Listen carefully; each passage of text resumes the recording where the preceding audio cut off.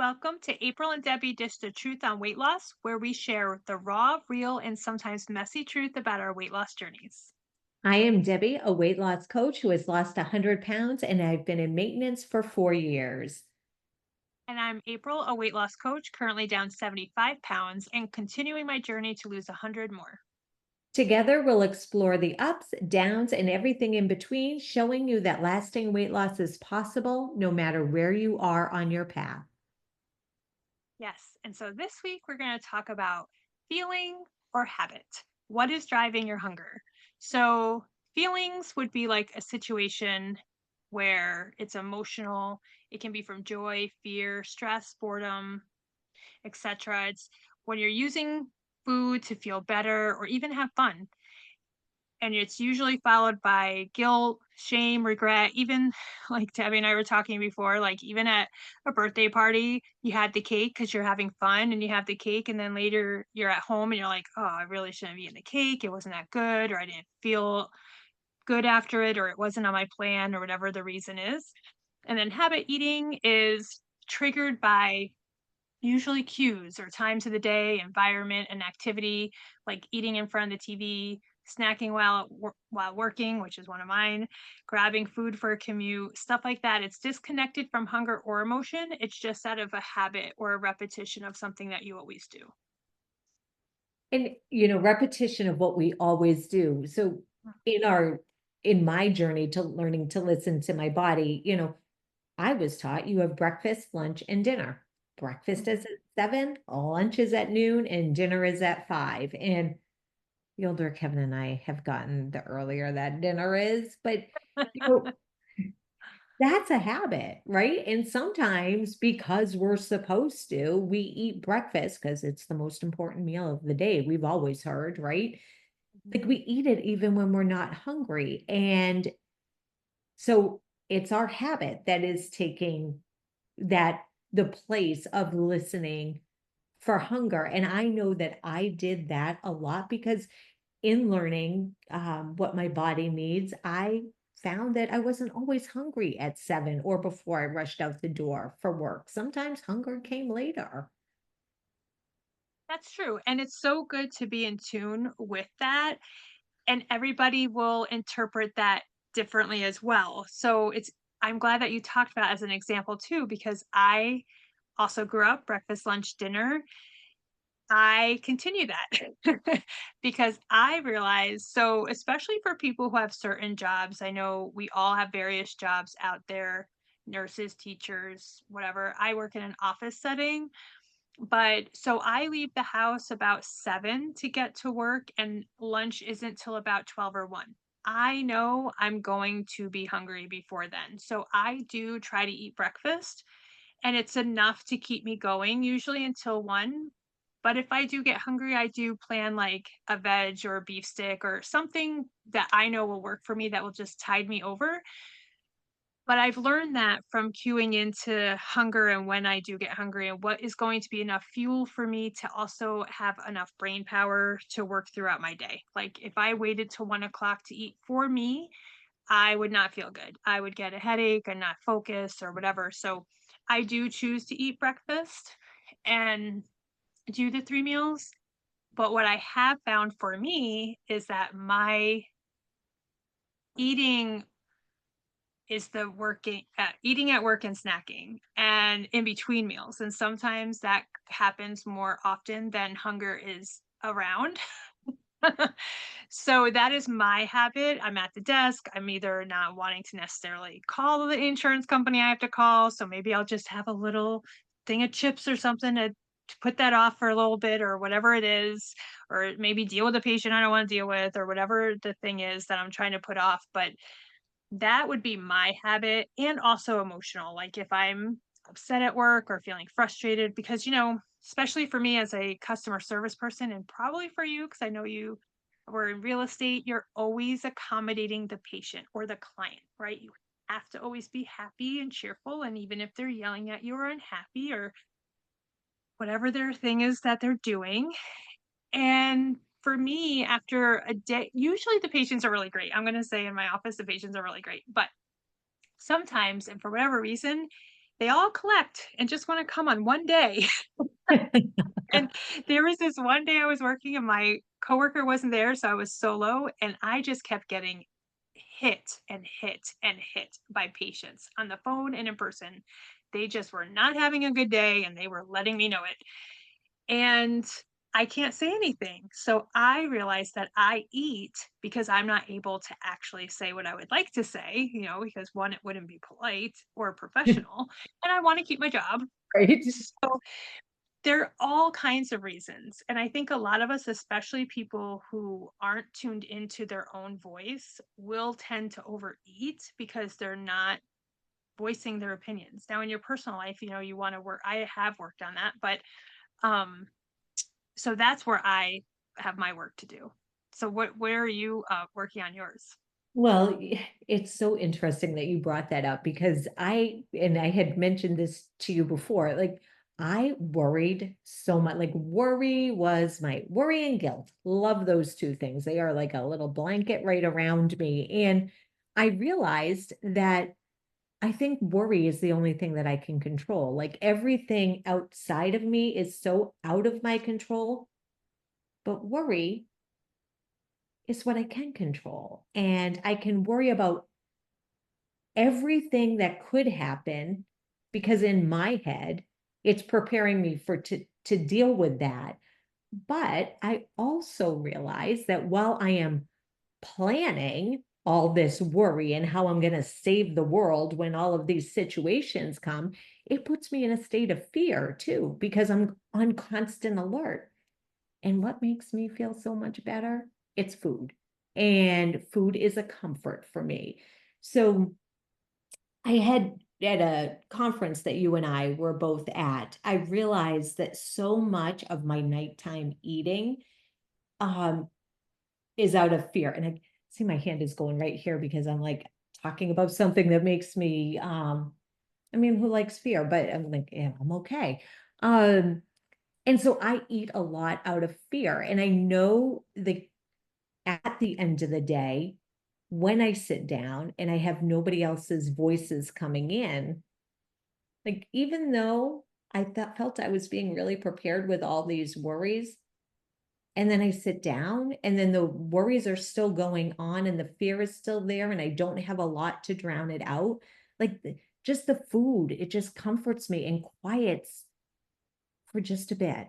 And I think that that is where I have learned a lot is that I eat out of fear. It calms me for just a bit, but then what it puts me into in a different light when I'm done doesn't provide the comfort that I think it is, right? Like I still have to deal with those emotions. I still have to deal with the things that bring me fear and the worry. And so learning to I don't want to say embrace while you're eating, especially if it's fear, right? Like I don't want to embrace fear, but embracing and understanding that I'm solving for something else that isn't hunger, I think is so important. And it's something that I think I'll always work on because I don't think fear ever totally goes away. So that's what I'm working on. And I like to, I'm so proud of myself because I haven't eaten a pint of ice cream this week. And Right. and that is good, like, for me because I eat a pint of ice cream just sitting down trying to quiet, and but then when I'm done, there's a whole bunch of other noise, so As you were talking, I had a thought. And I don't know if this is something that you would be willing to do, but I think I'm going to try this next week. So I would invite you to do it with me. And then, of course, anybody who's listening that would want to try it out. You have fears. I have stresses at work that I can't vocalize, right? Because it's my job and I choose not to because I want to keep it. So I'm going to bring a container to my job and put it on my desk. And every time I have something that I'm thinking about that either I'm upset over or stressed out over or would like to change or whatever it is, I'm going to take a post-it note because I have packs of post-it notes all over my desk. They're readily available. do I'm right going to take here. a post-it note and I'm going to write it down and I'm going to fold it up and I'm going to put it in that container. And then I'm going to bring it home with me. And I invite you specifically, Devly, but then also, like I said, anybody else who's listening, find a container. And when you have those worries, even if you sit down before, because I know you watch TV at night with Kevin. So even if it's like 5 minutes before you sit down, just write down as many as you can and put them each on one piece of paper and put them in a container for the day.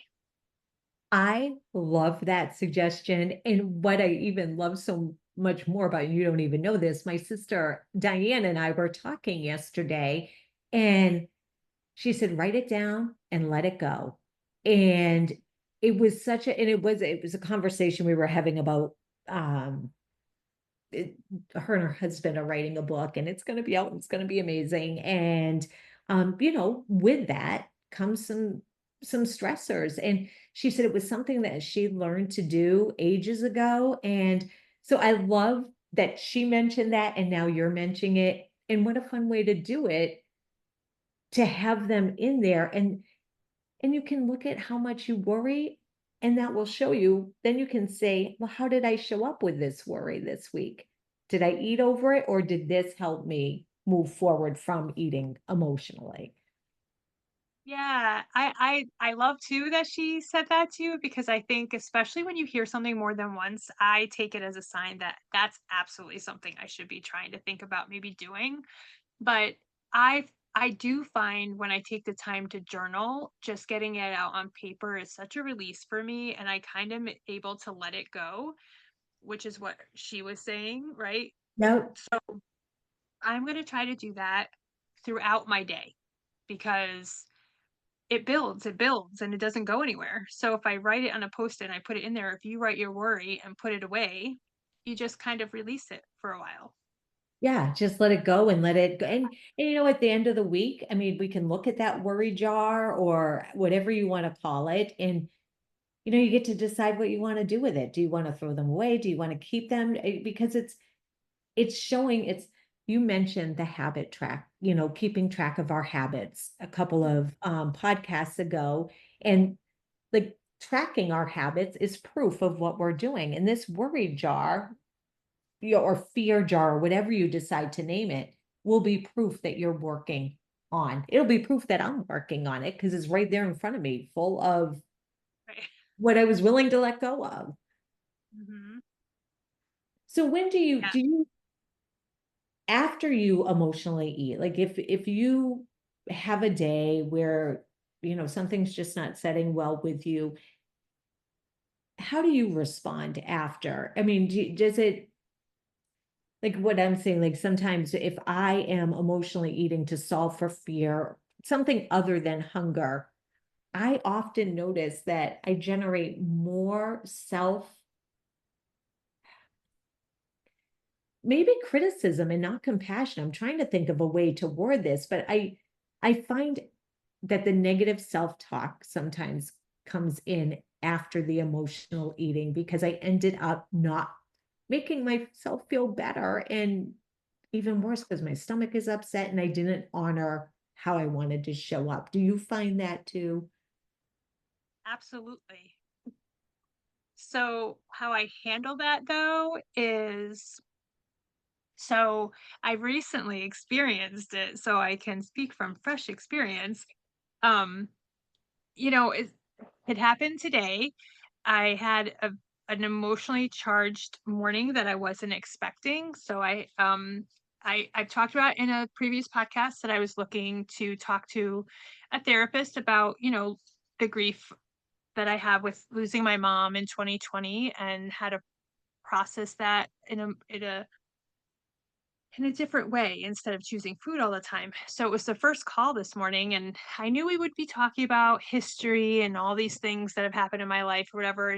But so I didn't think it was a big deal. Like I expected it. I knew what I would be saying, but it definitely hit me in a way that I wasn't expecting. It definitely got me emotional. And then also the call ran a little later.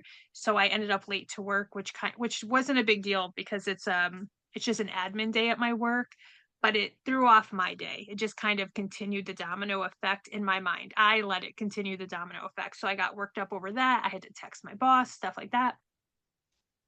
And then I just kept trying to like go through my day. and not acknowledge that I was feeling anything about that call. Like, "It's fine, I'm fine, everything's fine." Yeah. And I kept going through my day and everything went well, was, like, staying on my food plan that I made, no problems, met my friend for lunch, made the choice that I made previously, like, on my plan, stayed on that, and then I got home and I sat down and I was like, "I'm still hungry," so I finished because I ate half of it and I brought half home. So I was like, "I'm gonna finish it," and I sat down with it to watch a movie, and I did not read, or maybe it wasn't in the description, I don't know, but I did not realize that the movie opened up with the character's mother dying. And I was just like, "Okay." So, um, I ended up crying and getting emotional. I was not prepared. Then I was thinking about this morning. It just kind of all stacked up, and I didn't know what to do with myself, and I proceeded to go in and get more food from my kitchen. Sat down, I ate it, and then I was meeting you for the podcast. So I was like, "Okay, great. I'll stop eating now." And then we talked before we did the podcast, right? So to lead up to your answer, I wanted to tell the backstory because the point is, did I feel great that I chose to eat some food after being upset? No, because that's not how I'm wanting to handle emotions anymore. So I look at it, I'm like, oh, I did it again. That's the first thought that I had.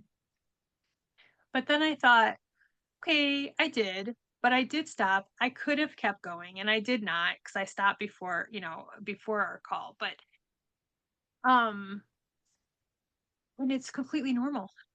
Like, this is still very new territory, what feels like very new territory for me. It's emotions I'm not processing, have fully processed. I rehashed family and past trauma that I haven't talked about in a long time. So my mind was just asking for what it knew I always did to soothe my upset, my emotional distress. I didn't pause to think about it. And that's normal too, right? Because it's just a practice that we have to keep doing. And that's essentially what I do after these situations. Like, okay, what happened? I look at what happened. I look at the day. I look at what I chose to do.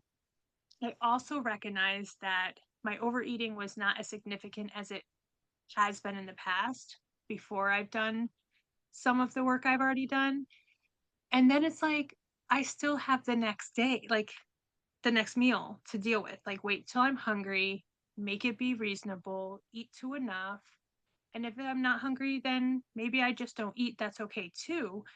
But, and then there's tomorrow. When I wake up tomorrow, today is done. I've learned what I've learned. I've learned the lesson and I make my food plan accordingly. So what I do is that I do not allow it to continue. I really sit and I acknowledge it. I don't try to hide from it. I'll tell Kevin. I always make sure to tell somebody. That's just something that helps me. So immediately when we got on to talk before the podcast, I just started to tell you everything that happened. I told you what I eat. That is very helpful for me because when I used to be full blown binging in my past, it was all a secret. I would hide the wrappers. I would not tell anybody. It was a hidden secret that I carried shame around every day for. I'm going to get a little emotional. I don't allow myself to do that anymore. It's not anything to be shameful for. I'm still figuring out how to deal with sadness and grief without food, and that's okay. But that is something I've put into place, is telling somebody, and usually it's Kevin because he's the first one I see after work or whatever. But um, so that's a long answer though, but that's pretty much. Hopefully that makes sense of what I got to the point. I hope. You know what, it really did.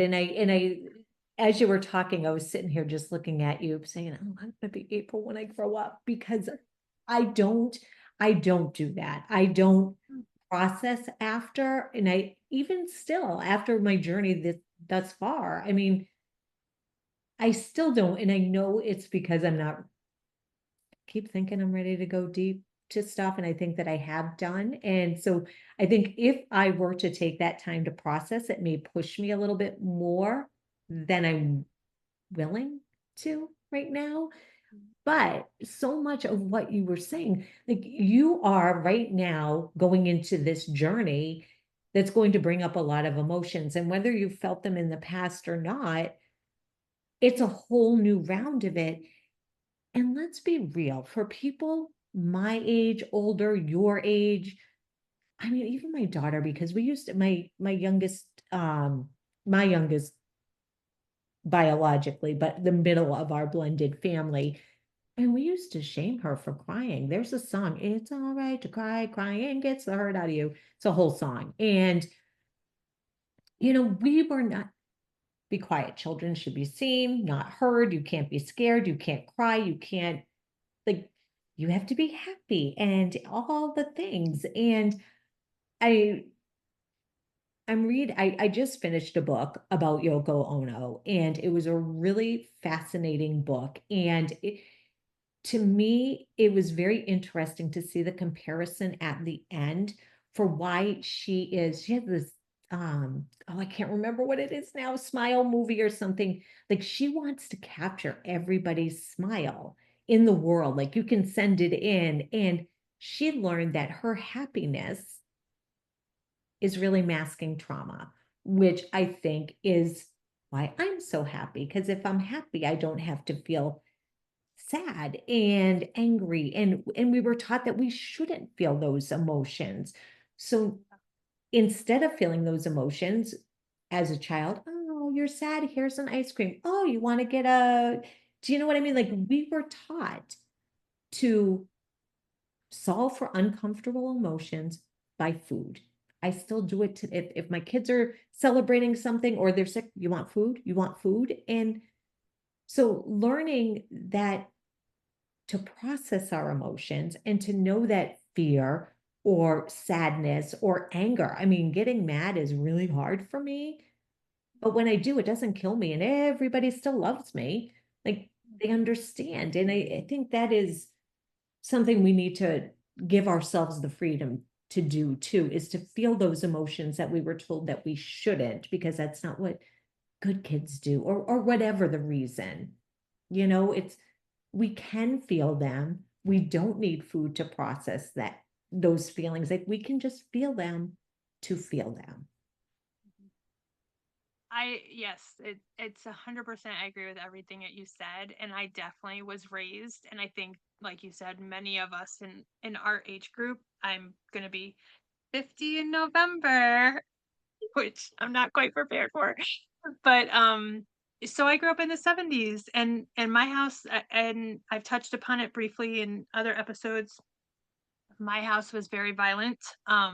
There's abuse in it and stuff. So with that abuse, we weren't allowed to cry even with the abuse. We were told there would be more abuse if we cried. So we absolutely were told crying is not okay. So um, and you're right, kids not to be heard, seen, not heard. You were never, now it's great.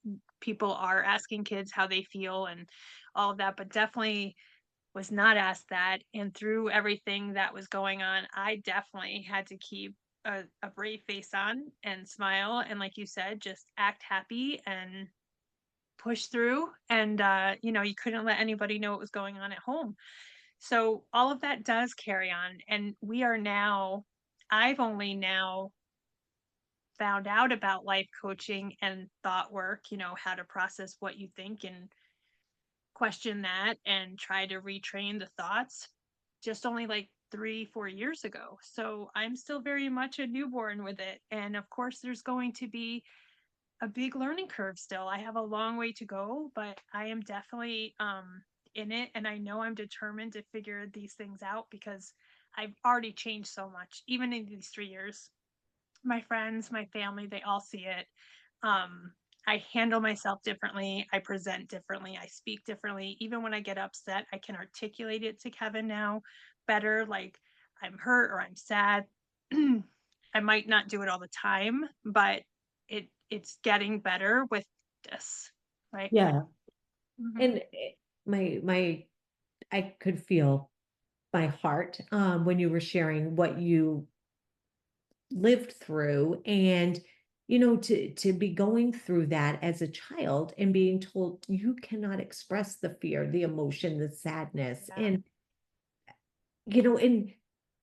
we both are. When it comes to thought work, we are both learning every single day. And we are, whether our journeys are 3, 4, 5 years, I mean, there's always something to unpack and learn. And I'm not, is it In and Out? That's the Disney movie with the emotions. Is that It's Inside Out, Inside Out? and it's go ahead, say what you're gonna say about that. I have only watched bits and pieces of it. And you know what?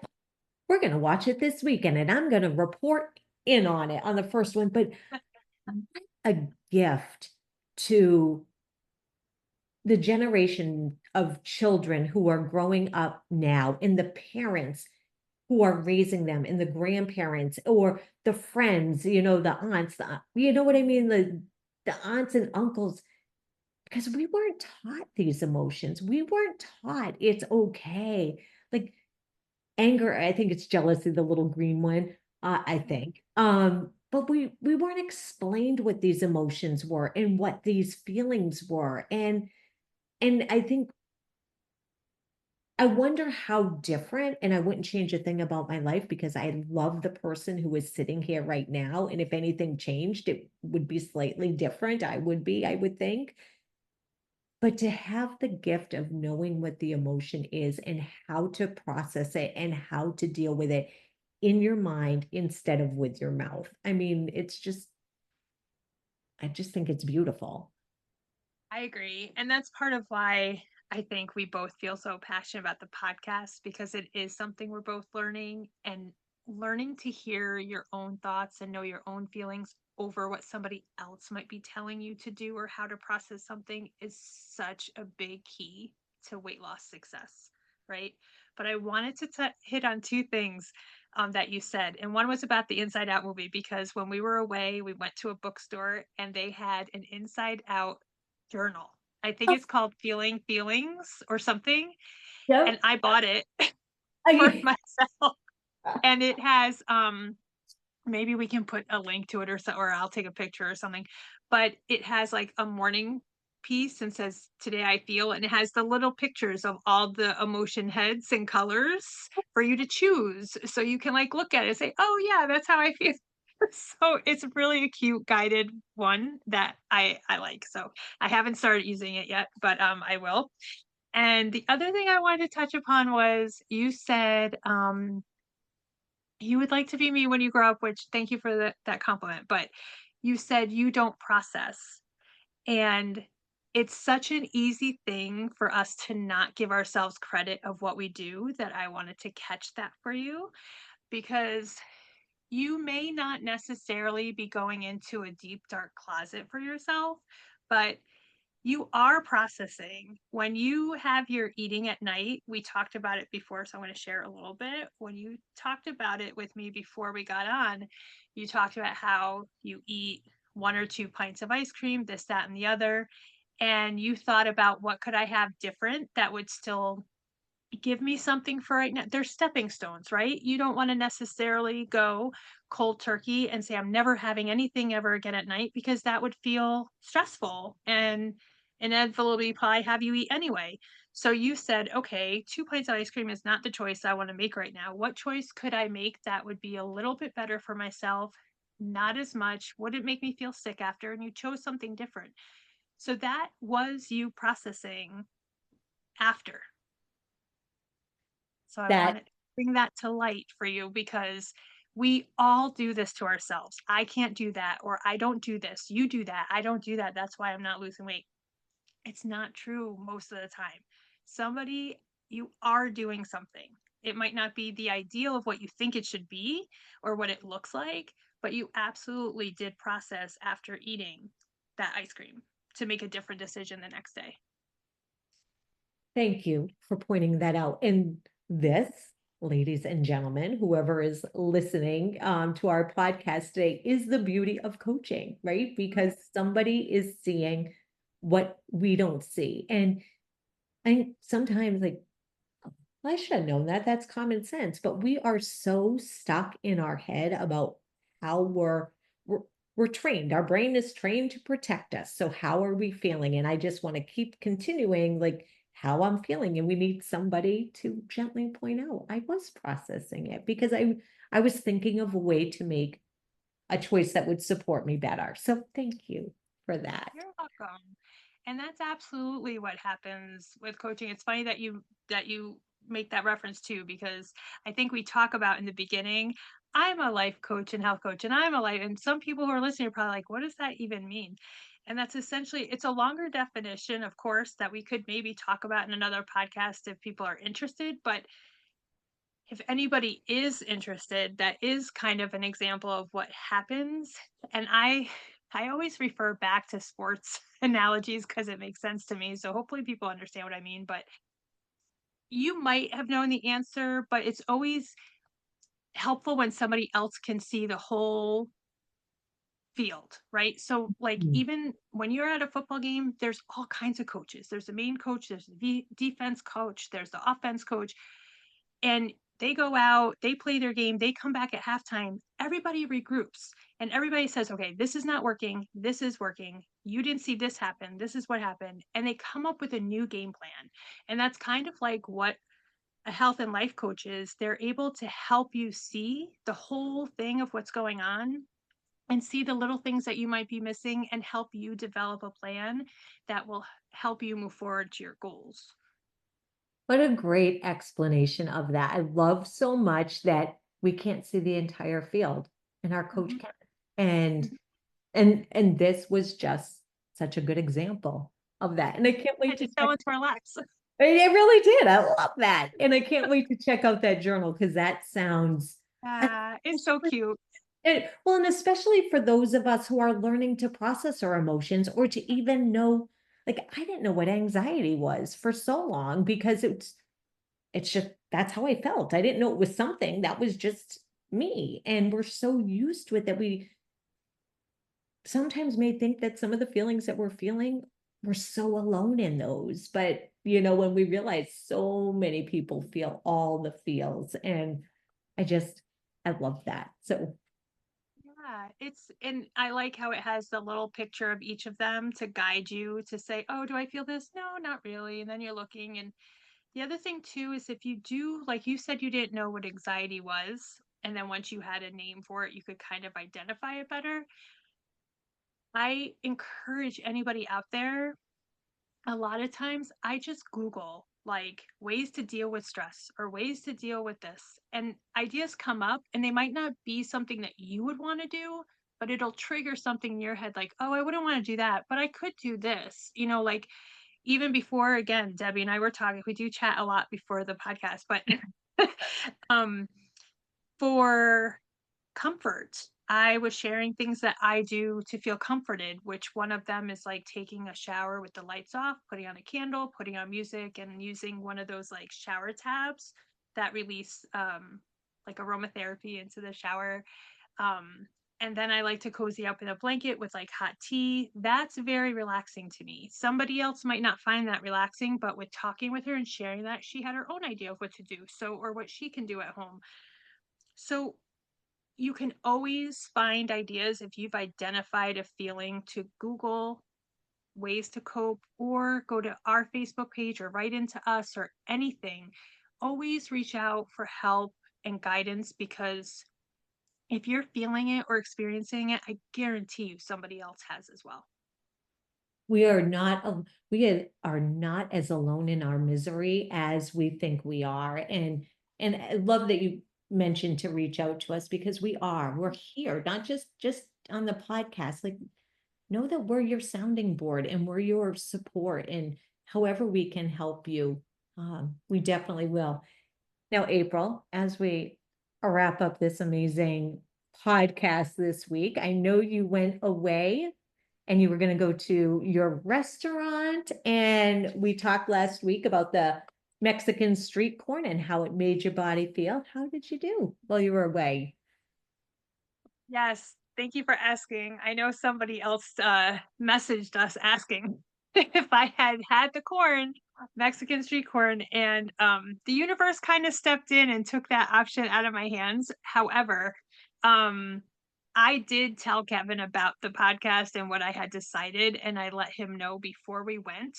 I'm not having the Mexican street corn this year, so just to kind of be aware and as kind of like an accountability, because I knew if I told him, I wouldn't still order it because, it's just putting it out there and accountability, but what had happened was it was raining and it's a restaurant that we always just eat outside underneath the tree. It's a really old tree. I forget how old, but it's really cool. So the restaurant's underneath this tree. So since it was raining, we had to go inside to eat. And we walked in, you talk about anxiety. I do have anxiety. So we walked into the restaurant and it was just bombastic. The noise was so loud, so many people, clinking of the plates, the volume was too much for me, and I immediately turned around to Kevin and I said, "Nope, I cannot. Nope, nope, nope." So we left and we went to a different restaurant, and it was great. We had a great experience, and I made sure to choose all gluten-free and all these things. I didn't do the whole trip. I was very in tune with choosing foods that would make me feel good, and I'm very proud of that. But the corn didn't actually have to actively make that decision, but I did talk about it with him, so I did kind of make the decision. Well, you did because you showed up and you said, I need to be accountable for it. And I love that you also showed up for your anxiety too, that you Mm, knew that was not going to be an enjoyable situation. And sometimes just because it's the plan to do it doesn't mean we have to if it doesn't feel good. So, yeah, and I invite people because anxiety is real, and people who mm, struggle with it, I know for me, and you had said you didn't always know what it was. I didn't either. I just thought I was a person who couldn't deal with life yeah. sometimes. And I wouldn't say things to people in my life because I thought it was wrong and they would think I was whatever I thought. And so I would just suffer through a lot of events. And inevitably, they would keep asking me, like, "Are you okay? What's wrong? Why are you this?" And they would have these opinions of me um, because they didn't understand. And I didn't understand enough to express it to them. And I actually had a conversation with Kevin after we left the restaurant. And I thanked him so much. And I said, "I'm so grateful that I'm aware and that I can communicate that to you and that you're accepting of that." Because not everybody is. I am surrounded by people who love and support me, and I'm so grateful for that. But I understand that's not always the case for everybody. You could maybe have even a partner or friends who don't necessarily get it. But I do encourage you to find a way to acknowledge it and speak up for yourself, because to put yourself through these situations that make you uncomfortable, it's just not good for your body. It's not good for your mind. It's super stressful. If you're already anxious and you put yourself in that situation anyway, I don't know if you've ever experienced this, but growing up, I had social anxiety, and my friend, one particular friend, not in a bad way, she always wanted me there. So she was like, "Come on, it'll be fine. You'll be fine." I was never fine. Mhm. And a lot of her friends thought I was stuck up and didn't want to be there because I was freaking out the whole time. So I didn't communicate. I didn't talk with people. I sat in the corner like holding a drink. Like I just didn't know how to function. And I've worked a lot on that. A friend who is in my life now could who could vouch for me. I've come a long way with that and I can like be a little bit more interactive, and I've really worked on that. But as a young kid, you're a teenager and I was already going through a lot at home, but it was very stressful in those situations and I couldn't articulate it because I didn't know what it was. But if you're feeling that way in a situation that you are super uncomfortable, find somebody that you can latch onto and share how you really feel, because it's a lot and it's really hard to get through without that. It is a lot. And to explain anxiety to somebody who doesn't Yeah. experience it, it's a really hard thing to define because what it triggers the anxiety can be like some people would be like, really? That is getting you all worked up. And it's like, yeah, you don't understand. I don't get to choose what works me up. Anxiety just comes in. and just is there. Yeah, and one thing I know we're wrapping it up, but in terms of anxiety, especially if it's I get anxiety through like a lot of inducing can trigger me. And one thing, if anybody else has that, one thing I have found that's helpful to say is it's just sensory overload for me right now, guys. I'm gonna step outside for a minute. And I get air and I just take a minute. And just always make it be find a way that you can remove yourself from the situation, because I do find that once I get air and I kind of can breathe and I can bring myself down a little bit, that's helpful. But find a phrase that you can say that you feel comfortable saying that can let them know without them thinking they've, because they're not trying to bring you to a situation. If they're your friends, most likely anyway, they're not trying to bring you to a situation that's uncomfortable. They probably just don't know.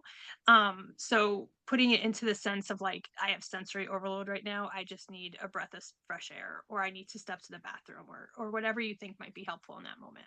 Yeah, and acknowledging it in that moment because late if we don't later on, it could lead to emotional eating to deal with that. Yeah, So thank you for that. Yes, that's absolutely how I would cope. Yep, that's very true. Mhm. yeah. Yeah. So I know we packed a lot into this one. Yeah. I am going to do the worry jar. I would love to see if people do it, sharing it at the end of the week. And April, I first off, congratulations. I forgot to congratulate you on the corn and and telling Kevin what your plan was. I mean, that was for someone else to just gently remind you of how you wanted to show up for yourself, because often sometimes we forget that. So, and I'd love for you to share the link for all of us on that emotion journal. That is awesome. Yes, I will share the link. And also, if anybody listening has a fun name for the worry jar or something they might use for their jar, like you could post that in our Facebook page. I would love to hear if anybody does it and has a different name for it. Um, that would be fun to know. I think that's so great. Well, it has been fun to be with you all again. And I have my new little backdrop here. And so I am going to just tell you that from my heart to your journey, keep blooming. Yes. And as always, remember to wake up and be willing to do something that feels good to you. Have a great day. Bye.